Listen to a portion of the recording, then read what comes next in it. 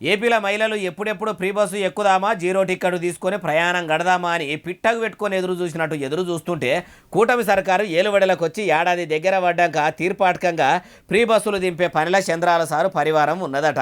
ఎన్నికల ముంగట ఎచ్చులకు ఉచిత బస్సు ప్రయాణం కల్పిస్తామని చెప్పితిమి. మన మాట నమ్మి మహిళలు కూడా అటు కాసు గిలాస మీద ఇటు సైకిల్ గుర్తు మీద ఓట్లు గట్టిగా గుద్దిండ్రు కానీ మనమే వాళ్ళకి ఇచ్చిన మాట గుర్తు పెట్టుకోకపోతిమి. ఇంకా యాది మరిచినట్టు ఉంటే కూటమి సర్కారునే ఆడోళ్ళు మరిచిపోయే కాడికి వస్తుంది. కాబట్టి ఎన్నికల ముంగట ఆంధ్రప్రదేశ్ మహిళలకు ఇచ్చిన మాట నిలబెట్టుకోవాలి. ఫ్రీ బస్సు పథకంను కొలాయిస్తామని చెప్పుకొచ్చిండ్రు.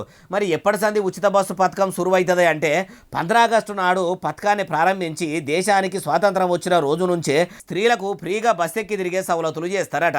అయ్యా ఆంధ్రప్రదేశ్ ముఖ్యమంత్రి వర్యులు చంద్రాలు సారు మీ ప్రియాతి ప్రియమైన శిష్యుడు తెలంగాణ ముఖ్యమంత్రి వర్యులు రేవంతాలు సార్ చెప్పినట్టే మీరు కూడా ఈ పండగకు ఆ పండగకు ఈ నెలకు ఆ నెలకు అనుకుంటా పథకాలు నాపినట్టు మాత్రం ఈ పథకం ఆపకుర్రి సుమా.